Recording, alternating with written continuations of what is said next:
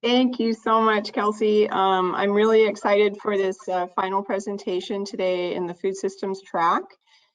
We have two presenters today from Pierce Conservation District. We have Madeline Spencer, who is the Harvest Pierce County Program Manager.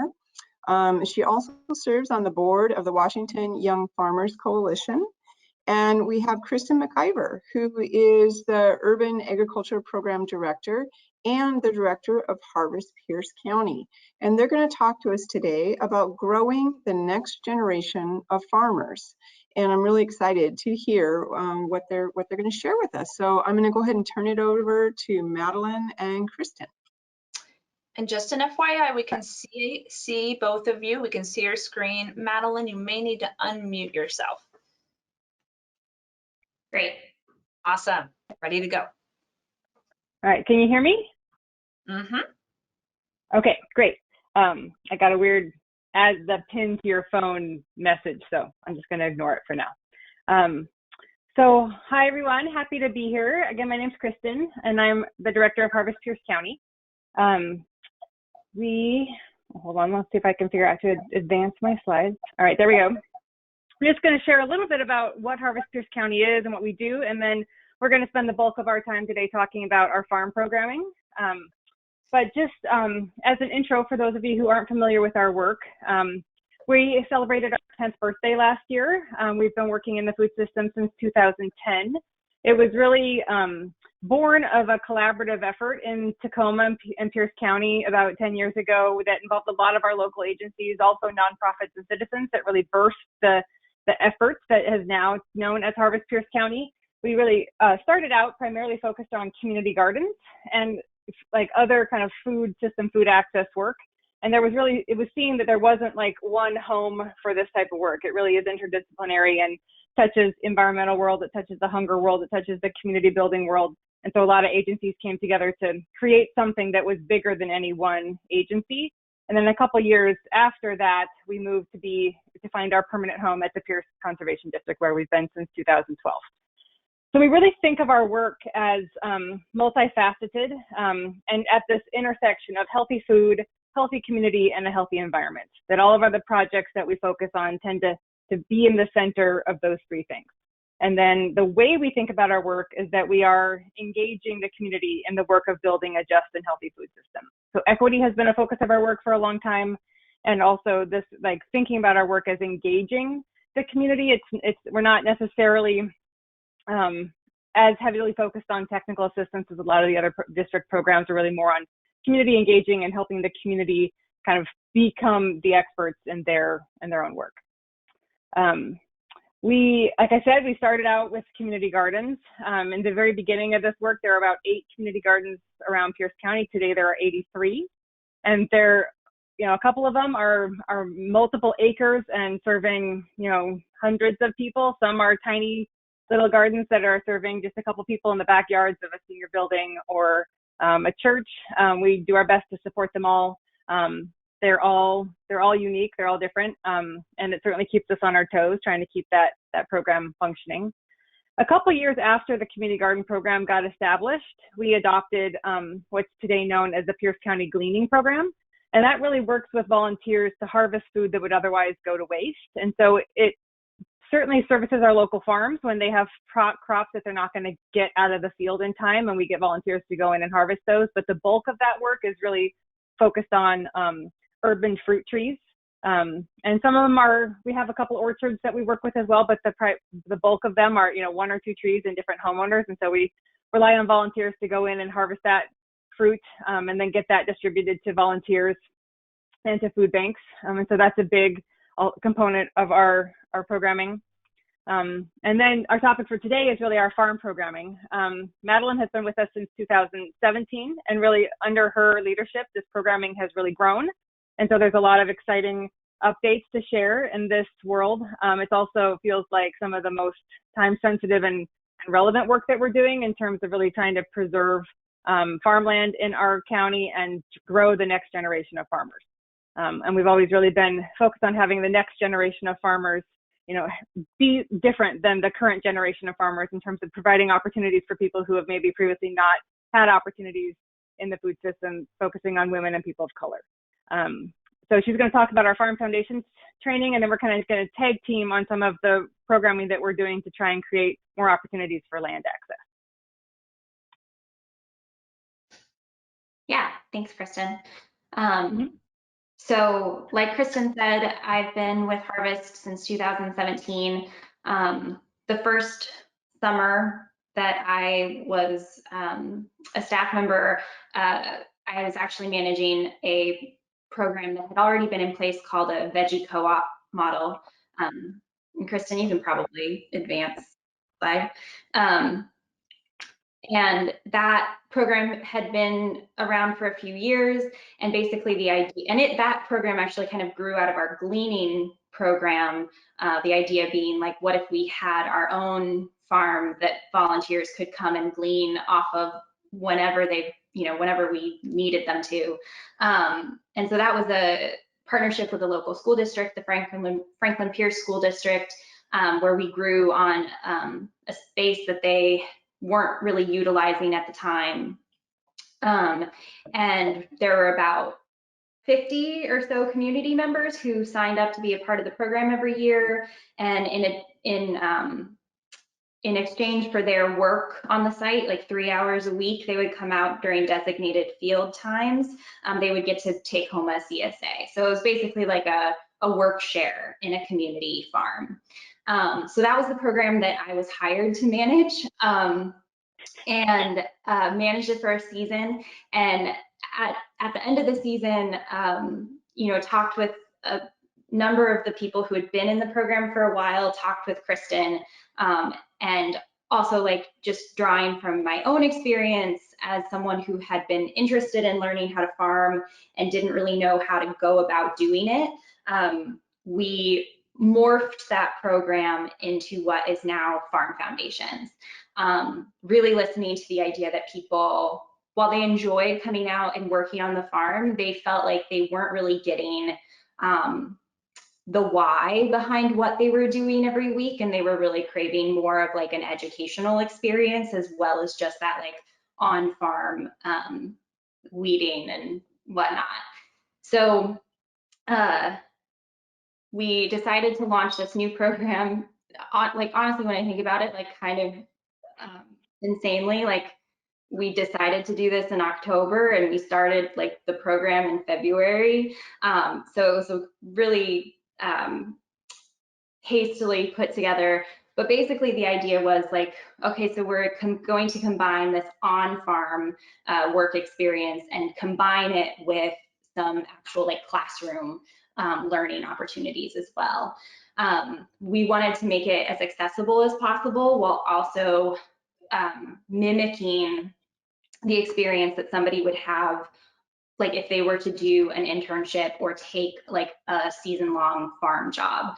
Because that was when I was thinking about starting, when I wanted to start seeing if farming was the direction that I wanted to take in my life, there wasn't really like a way for me to go from my like 9-to-5 nonprofit Seattle job to working on a farm without just like jumping into working on a farm. And if I had decided that I didn't like it, that would have been a big mistake on my part.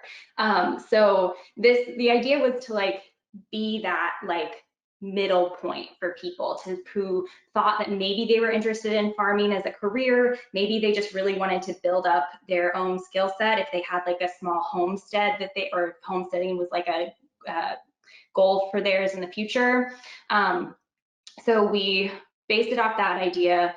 February through October, folks come out 5 hours a week to that same space with the Franklin Pierce School District, which has really grown from like a small 1/4 of an acre lot to now growing on over 2 acres.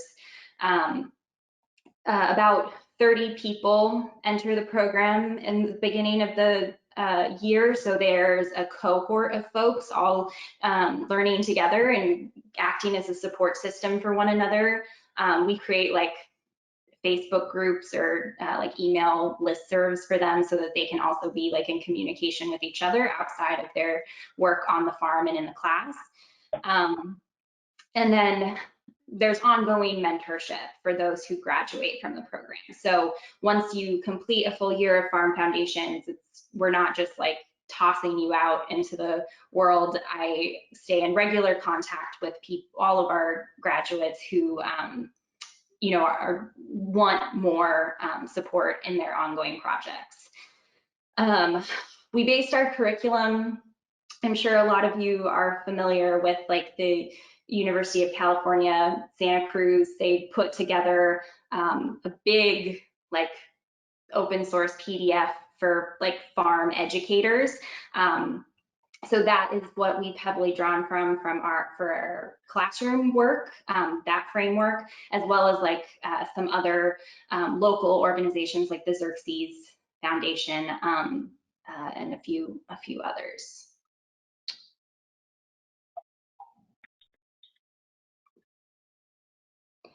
And like Kristen mentioned, a big focus of ours was to make this as accessible as possible for the largest number of people. So making it only 5 hours a week instead of like more full time. We recognize that folks have full-time jobs, have kids, have, you know, schedules that you can't go to the farm every day. So we really wanted to like make sure that we were thinking of those folks, especially, you know, like Kristen mentioned, women and people of color, folks who have been historically excluded from agriculture, especially like leadership roles in agriculture, wanting to inspire a new generation of food producers. I don't think I really need to talk to this group of folks about like the major land transition that's going to be happening and the average age of farmers, and then also supporting and growing the local food system. Like I said, it would be, if I had jumped into farming full time and realized I didn't like it, that would have been a mistake. So we're trying to like let people experience this and learn about their food system, but if they don't end up deciding that farming is what they want to do, they're still walking away as like a much more informed consumer and supporter of local farms and of local food generally. So we see that as a value add.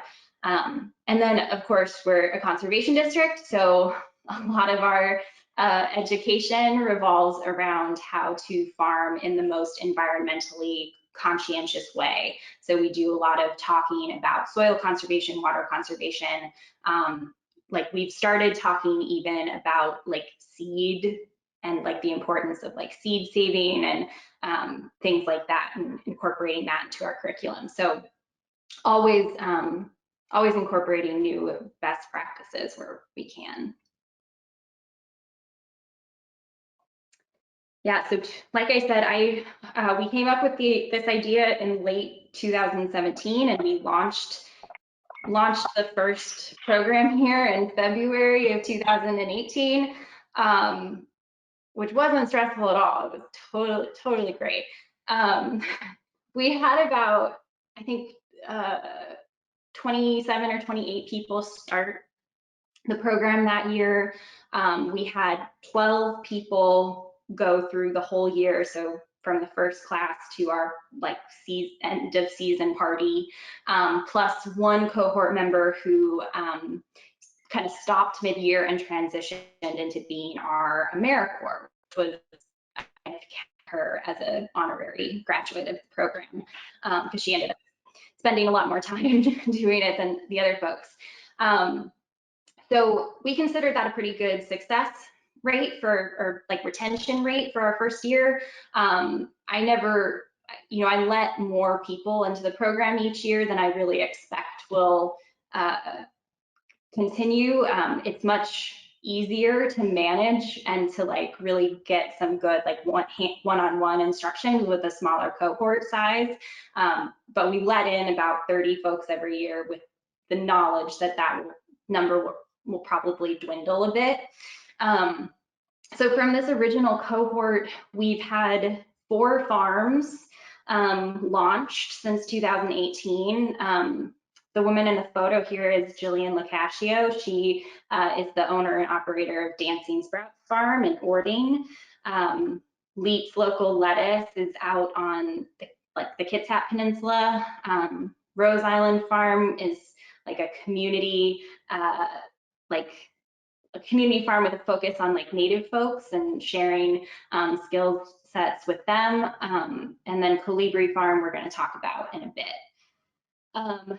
Another major benefit, like kind of community benefit of farm foundations has been that a lot of graduates from the program will go on to work on other local farms. So it's kind of a training program for our like farmer community to have like experienced folks to hire from. I know it's like it can be pretty challenging to find like good experienced people to work on your farm every year. And so I'm really glad that this is a benefit that not just for the folks in the program, but also like a benefit for our local farmers. So Wild Hair Farm and Early Bird Farm and Local Color Farm are 3 farms in the area who have hired Farm Foundations grads. And I think, and some folks have worked at Zestful Gardens is another farm in the area that people have worked on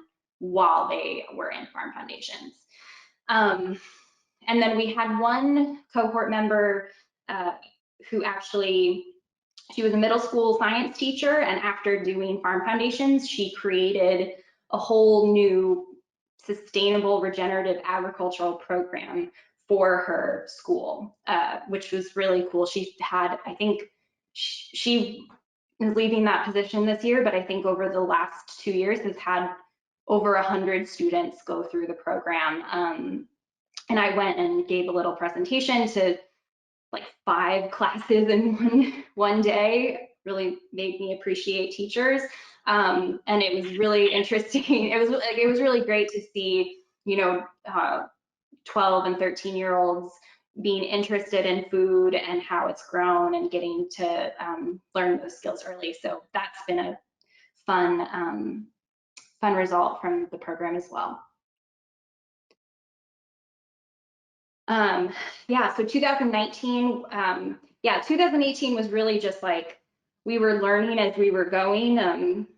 Kristen uses the metaphor of like building the car as you're driving it. So 2019 felt like we had the car, and now we could, make it look nicer.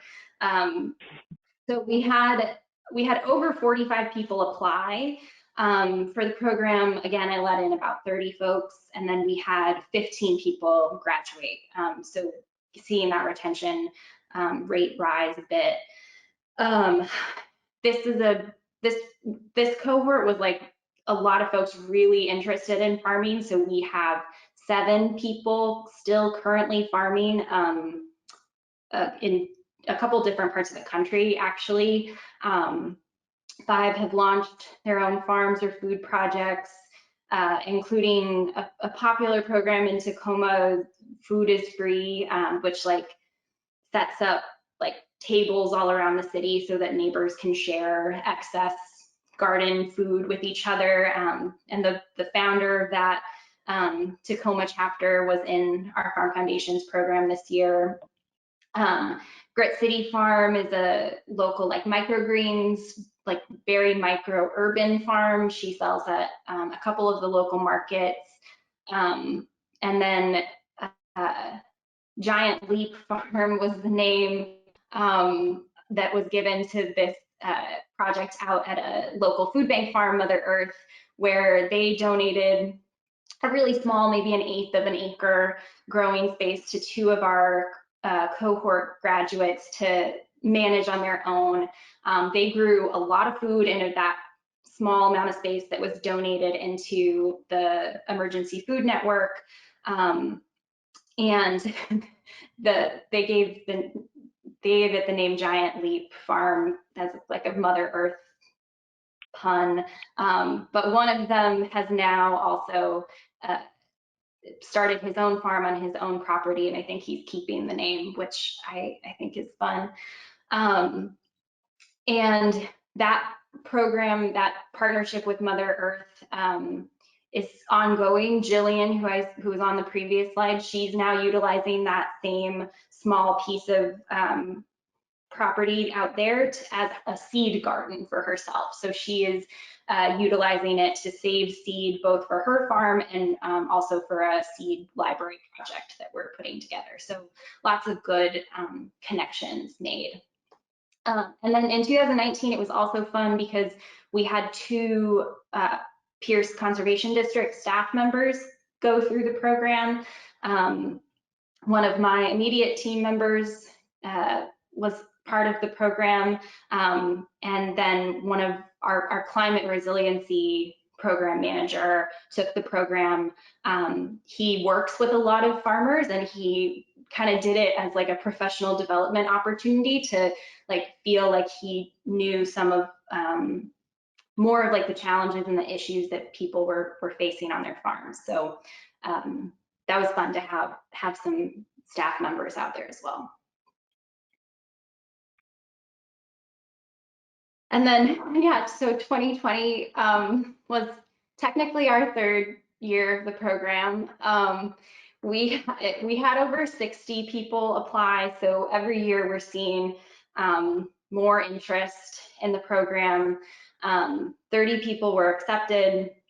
We were really reaching a lot of our goals last year in terms of like the makeup of the cohort. So 1/3 of the cohort were people of color. We had 27 members of the cohort who were women or non-binary folks. And we got 2 in-person classes in the season before everything shut down. So we pivoted and we did our classroom series. We did that on Zoom last spring, but there wasn't a way for us to safely hold the on-farm field days with all of the COVID restrictions that were in place at the time. So for 2021, we didn't do any additional recruiting. I asked, I sent out a survey at some point last year asking how many folks wanted to return for this season. A number of them did, but we had to pare that number down even further. So we have 6 cohort members with us for this season, just 1 day a week instead of our usual like multiple days to pick from a field day. So every Saturday we're out on the farm, and we'll have this small group with us this year. And I am expecting from like the number of emails I receive asking when the application is going to be open for next year that we're going to get quite a few.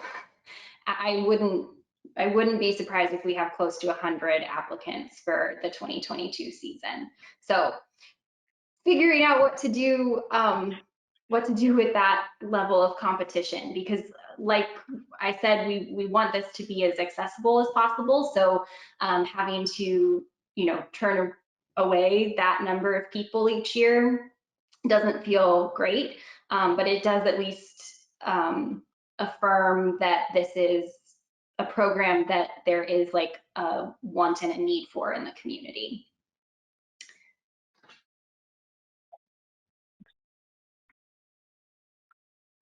Yeah, so next steps, basically since the first year, I've been fielding the question from cohort members, like, what am I supposed to do next? Like, how do I get onto land? Like, how do I use all of these skills that I have now? And the situation came up at the time where we were maybe going to have access to some like bigger growing space, and that didn't end up happening, but it did make us really start envisioning what would be like a Farm Foundations 2.0 program, and an incubator space for people who had completed the program and were interested in taking like building an actual farm business for themselves could graduate into. So we had that idea in our heads for a while, and in late 2019, we decided it was time to really start exploring that, expecting that would take a long time to like actually figure out. And it turned out that like 2 weeks later, we had a meeting where we were like told, yes, we have this space and we would love for you to use it, which also felt like a very express timeline. It ended up taking a little bit longer to get like actually secure the lease, but in June of last year, we got a lease, just a 1-year lease on a property that's owned by Wazoo Extension. They're using it as a research farm right now, but are kind of phasing a lot of that research out. So the parcel that we're leasing is 4.5 acres, but in the next 5 to 10 years, much larger pieces of that property will become available for use. So we're not reinventing the wheel with the incubator idea. There are other folks doing it successfully in the area. Viva Farms up in Skagit, we've met with and have talked to them about how they manage that program. There's also a conservation district, semi-local. It's down in Gresham, the East Multnomah, Oregon Conservation District. They also have a incubator farm program. I've been in touch with that program manager to discuss how they manage things down there. The general idea is we're just going to give folks, a small 1/4 acre lot to start their farm business, and provide them with the infrastructure and the growing space, so that they have a, like a low cost entry into farming for themselves, and hopefully can build up that customer base and their business skills before they actually, and while they can look for their own like longer term land, and yeah, hopefully build that up successfully in the meantime.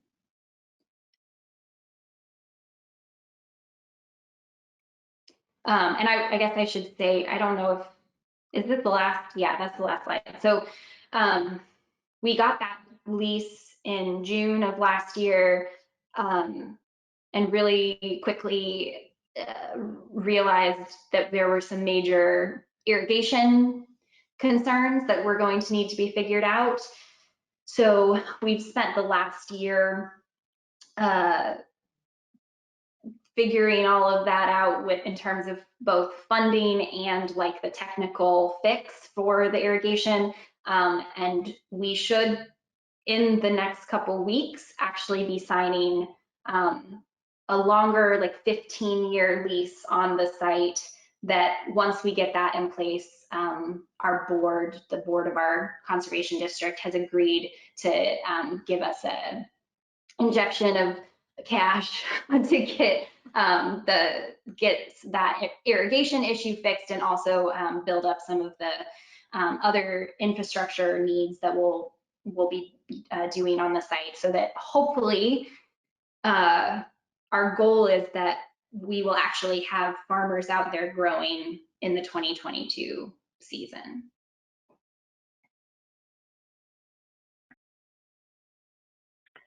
Cool. So really kind of as in a parallel process, kind of in the same timeline, there's been another effort happening within our team, really trying to create access to land in Tacoma.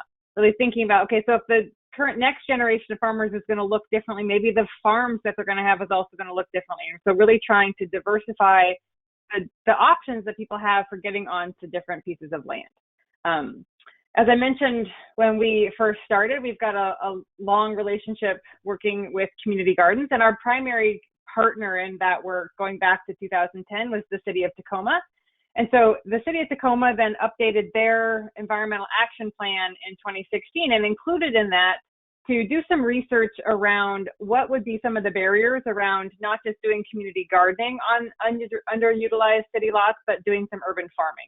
The key difference being that the food would be sold for profit, the profit of the farmer. And so that was in the plan, as also like piloting a farm that would help kind of elucidate some of the barriers that maybe weren't figured out until then, to pave the way for a lot of different parcels to be kind of opened up in this way. And so that was something that was approved by the city council back in 2016. We'd had a really great working relationship with the city of Tacoma up until then. And so I really thought this would be a slam dunk. While we have had some successes, it hasn't been as easy of a road. But I still think, there are some good learnings that are happening, and hopefully we have, more success to report from in the future. So I worked alongside a couple other local urban ag nonprofit groups to do this research in a collaborative way, and we interviewed all of our local food system folks to see, like, what would they think about farming happening in the city? Like, would they be able to use the food? Would they hire the farmers to do different things? Like, how would they see partnership in this area? And we had a tremendously positive response. We also looked nationwide to see what other cities were doing something similar, and came up with a list of best practices that we'd seen. And then we combed through the city code to see, like, what was allowed and what wasn't allowed, and how it aligned with their kind of internal documents around the strategic direction of the city. So we put together this report, presented to the city council, and had unanimous, really strong support from council that this was something that we should do, and that barriers should be blasted out of our way to allow for a smooth rollout of this program. And so we got this green light to work with staff, and this was in mid-2018, and thought, okay, great, this is going to be a piece of cake. As Madeline mentioned, we had our Farm Foundation's member that then became our AmeriCorps member. She was leaving our AmeriCorps service around this time, and we thought, hey, maybe you would be interested in being our first farmer. She's a woman of color who was showing a lot of potential in the space, and really wanting to give her opportunities. And we also wanted someone that we had a good working relationship with, just knowing that the process would potentially get hung up on some bureaucratic hurdles. And we wanted someone who would understand that and have some patience with us and not feel burned out by that process. And so, knowing what I know now, I may have picked someone I liked a little less, because it's certainly been a challenging hurdle, and we're quite fond of the farmer, but hopefully we're going to have a happy ending in the end. So eventually there was a kind of a long lag in terms of trying to get the staff within the city to kind of really respond to some of our requests to kind of get this pilot project happening. And eventually, though, we did go through a process of trying to find appropriate parcels. There's a lot of property that the city owns that is not using, but there's not really, at least in Tacoma, an easy to search database that would kind of run for you like a list of where it might make sense to start. So Madeline did a lot of driving around to do a lot of ground truthing on different properties, because there really wasn't an easy way to figure it out. But we did eventually find a site to do a pilot project. And then, there were a couple other barriers, though, that kind of began to emerge. And some of these were things that were identified in our research phase, that we knew these would be barriers that we would need to overcome. And some of them we didn't really know until we kind of got into the nitty-gritty. And again, the whole idea of doing a pilot project was to, like, uncover some of these things. So I feel like we did our job in terms of uncovering them, and now we're still kind of in the process of kind of figuring out how to get over them. So one of the main ones, and this is the one that was really clearly identified in the research phase, was just the interpretation around a gift of public funds, and whether you can have a private individual profit off of a public resource like land.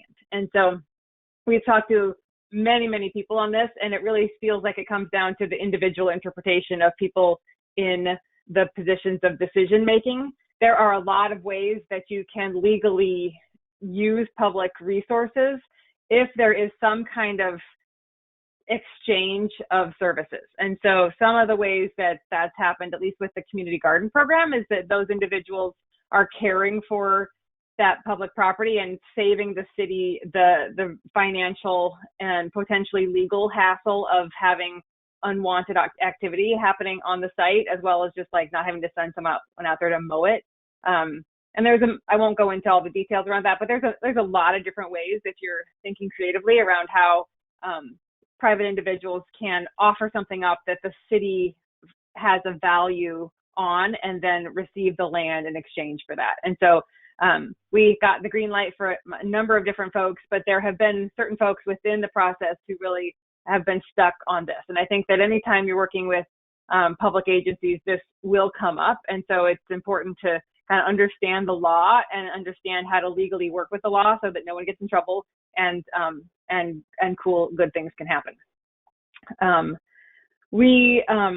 Another thing that we're kind of still in a sticky point on is the value of the lease, because this is tied to the interpretation of the gift of public funds around like people feeling like there needs to be a market value for the lease, and anything less is not legal. And so there's just disagreement around like what is the market value for something that is for agriculture but in a city, because we have data around what is the going rate for agricultural land in the county. And so land used for agriculture, it was our position that like, since it's being used for agriculture, it should have the same lease rate as other land that's being used for agriculture. Because the land that we're talking about is not land that would be developed or sold for any other purpose. The one that we're actually working off is like owned by the future stormwater pond. And so it's really not, it doesn't make sense to lease it out at the same rate you would lease to a developer. And I think we're getting closer on this lease rate, but that was another sticky point, is just like trying to put a number to the value of property when talking about leasing it for a kind of non-traditional use inside city limits. And so that has been a barrier. The other thing, and this was also kind of an obvious thing that we encountered during the research phase, is that the Tacoma City Council or the Tacoma City Code did not permit this type of activity.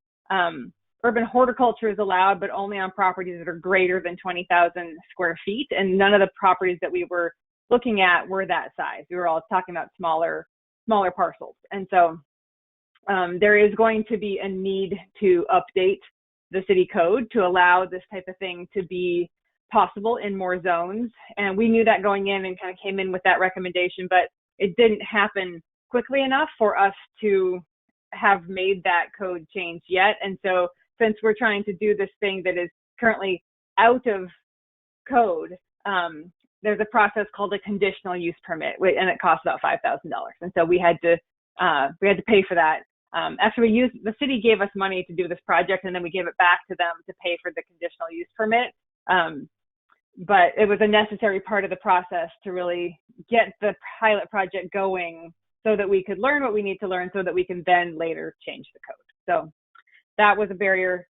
And then also I mentioned this some on the last slide. We were surprised at the extent of how tricky it was to find appropriate parcels given the lengthy list of underutilized property, that there wasn't any way to see how much canopy cover or other kind of access issues.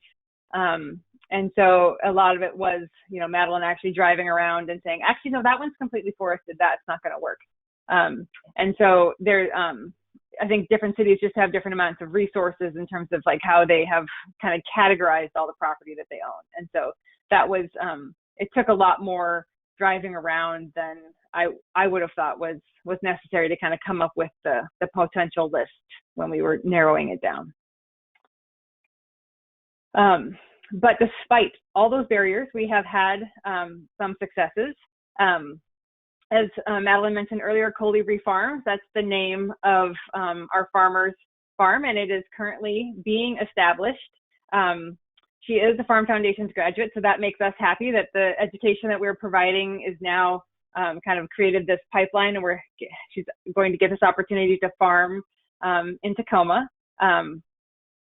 Madeline has been doing the bulk of the technical assistance to Erica in terms, that's the farmer, in terms of helping her kind of figure out the best way to upgrade the soils on the site and, you know, just the different things to think about as she begins to get established there. Although not only has she gone through Farm Foundations and then served as our AmeriCorps, she's also been working on one of the local farms recently. So she's really gained quite a bit of farm experience that she's drawing on as she establishes her own site here.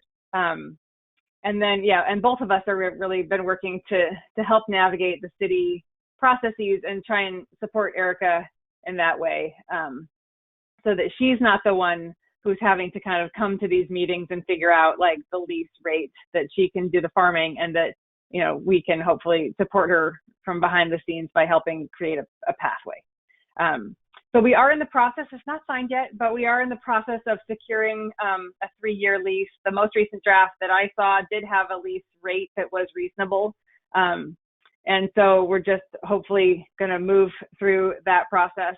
There have been a few setbacks recently with just fences and access to the site by folks.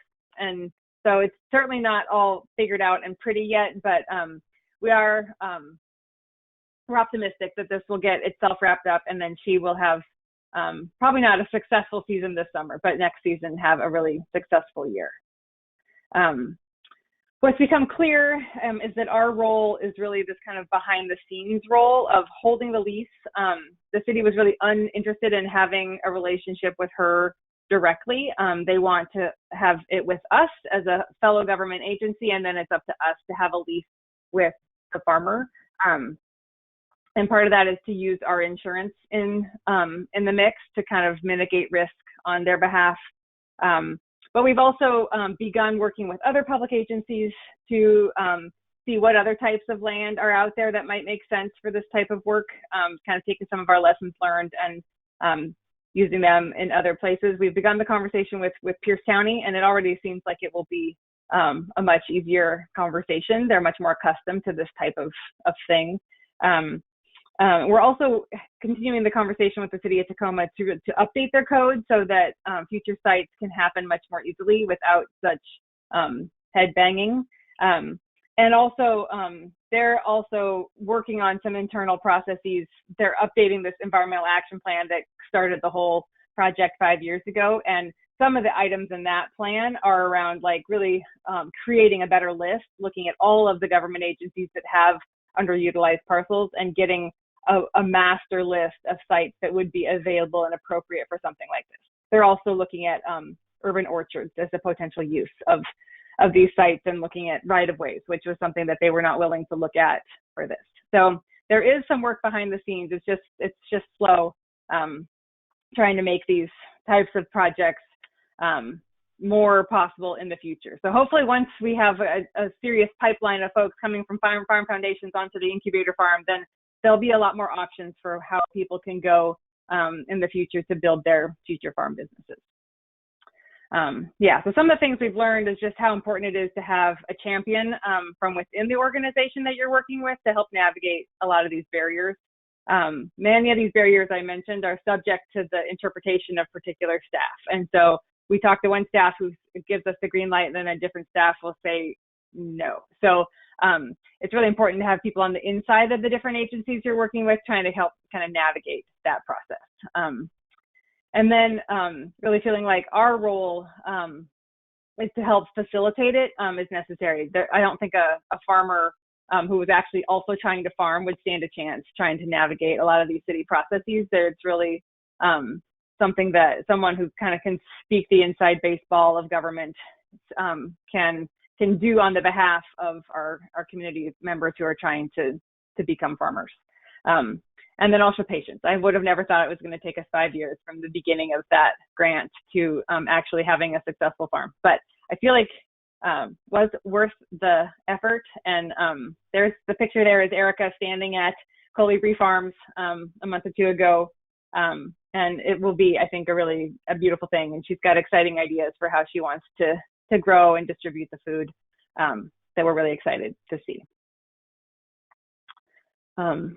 Yeah, so I wasn't really tracking time, but I think we have some time for questions. Yeah, that was fabulous. Thank you both. I got a lot. I have been writing a ton of questions, but I'd like to open it up to the rest of the attendees. This is a great opportunity to pick their brains. If you've got a question, be sure to write that in the questions box or raise your hand and we can unmute you. We'll have Stephanie read the questions that come in. I mean, I'm happy to start off with a question that I have, which, I guess kind of ties in with what you just kind of ended on, which is, how lengthy that process has been to advocate for Colibri through the codes and policies and stuff. I'm seeing that happen up here on Whidbey with, farmers markets and, this kind of thing.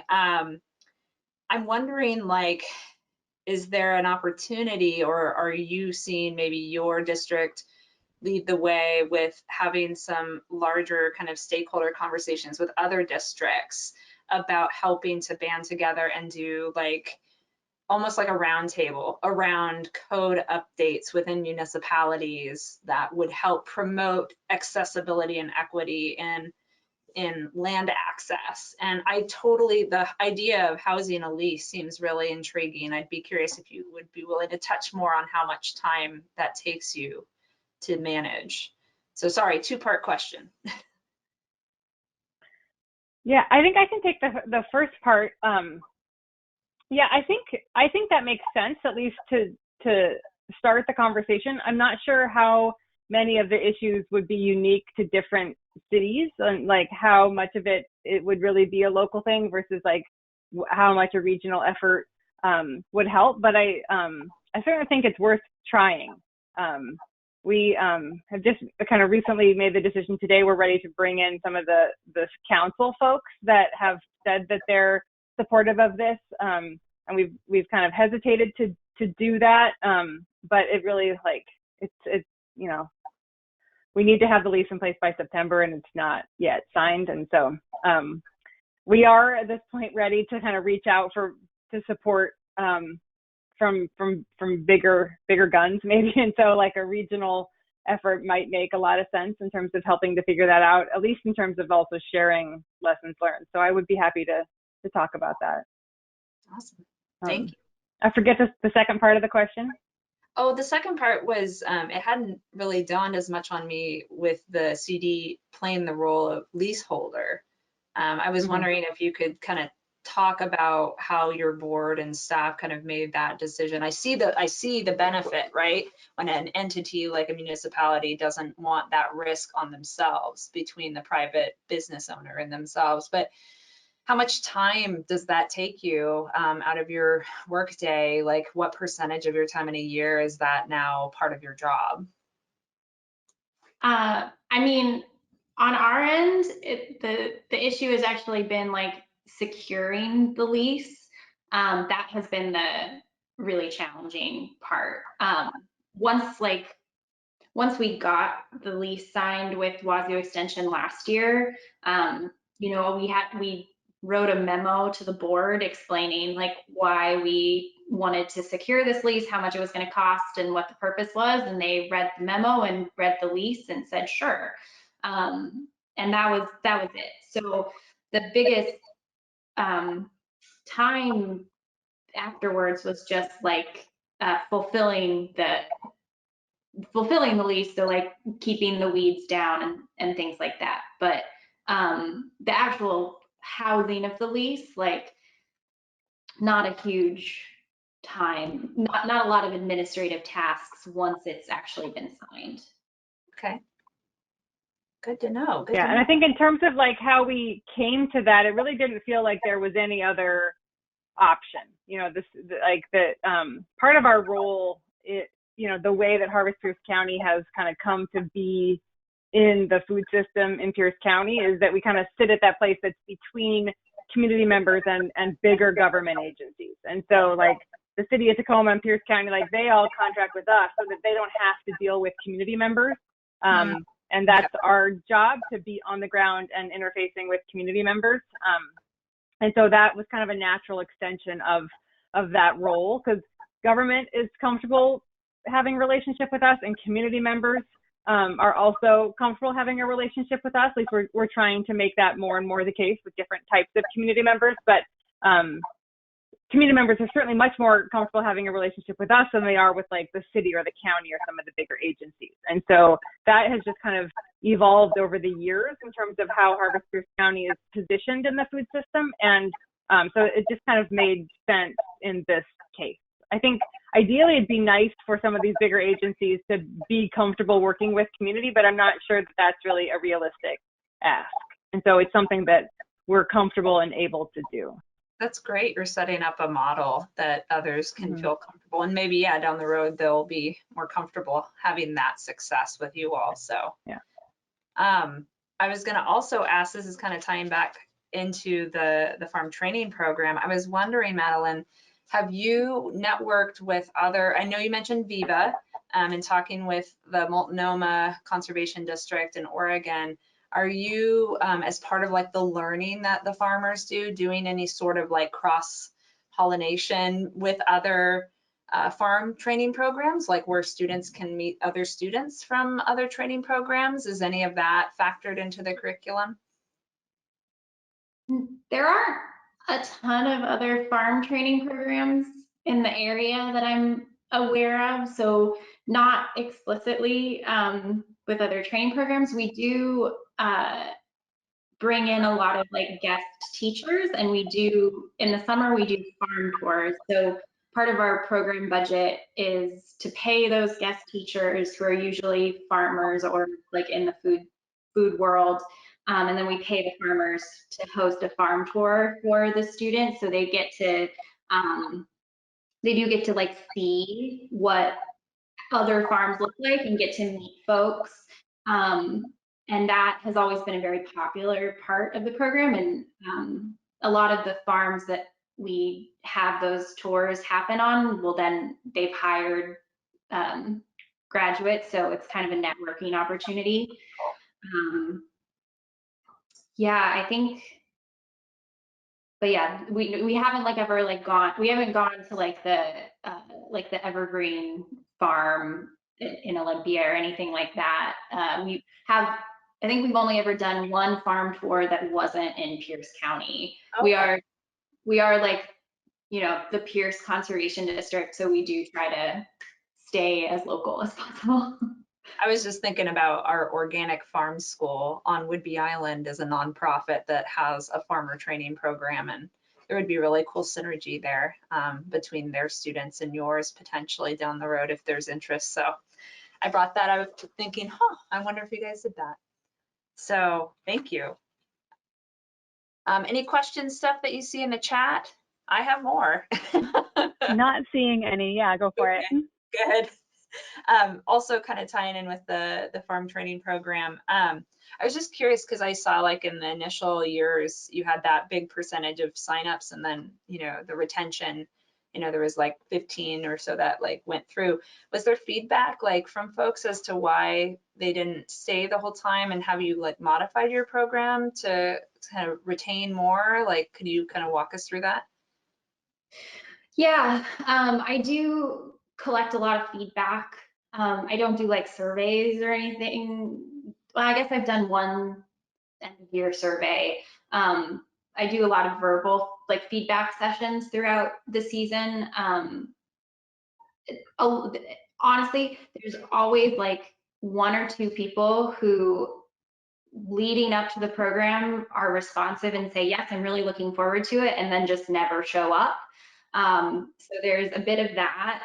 I've noticed like a lot of folks will like come to the classes, and then they'll maybe come to like one or two of the field days and then not come anymore, which, like I said, is kind of also a point of the program. Like if it turns out you don't actually like shoveling compost in the rain, maybe you don't want to do a full farm program. So yeah, I do. And then, you know, some folks, it's just been like they thought it was going to be able to work with their schedule, and it just really wasn't. We try to be as accommodating as possible, like I said, but we don't have a way to like provide regular transportation to the site. We let kids, or like we let folks bring their kids with them if they need to do that, but it's not like a kids program, so we don't have like specific activities for kids to do. So that some folks have found that it's fine to bring their kids, and some folks were just like, I'm not really getting the educational experience that I wanted out of this. And so, there are a few different reasons, some that we can control and some that we can't. But yeah, it doesn't seem to be any one specific reason that we can like really change around. Yeah, everyone's got their situation, right? I was curious, this is something we're experiencing on Whidbey with, I've noticed with, internships on farms, and our farm training school is, some will come for the school and stay and work on farms. Others will leave. I'm curious, do you have like a percentage of knowing how many actually stay in Pierce County as a result of the program and of, building their business, and how many go elsewhere and leave the community? I would say, off the top of my head, most of the people who are in the, like, start the program live in Pierce County. I think I've had 2 or maybe 3 folks commute from King County, like one person in Enumclaw and one person from Seattle. And then there have been, but out of all of the people who have graduated, like I said, one person has started farm in Enumclaw, which is in King County. One person's farm is in Kitsap. Mm-hmm. The rest of the folks who have started farms, those are all in Pierce County. And then a few folks have moved out of the state. One person is actually running a dairy farm in like the Netherlands now. And then someone's in Michigan and someone's down in California. And those folks just like have family there. But yeah, Okay. most of them stay in the area. Awesome. Well, thank you. I know we're at time, but just wanted to thank you both, and I'll let Linda say also some final words. Just as an FYI, I just put our winner in for the Envirothon Trivia Prize, so check out the chat. But anyway, Linda, go ahead and close it up. Terrific. Oh, thank you so much. I really, really enjoyed that presentation. It's very inspiring to see the work you've done. It sounds like it was hard work, but with success. So congratulations on the successes you've had. And I thank you so much for sharing that today. I really enjoyed that presentation, and I'm sure others did as well. Thank you. Thank you, happy to be Kristen here. Allen. And this closes our food systems track for this Wade conference.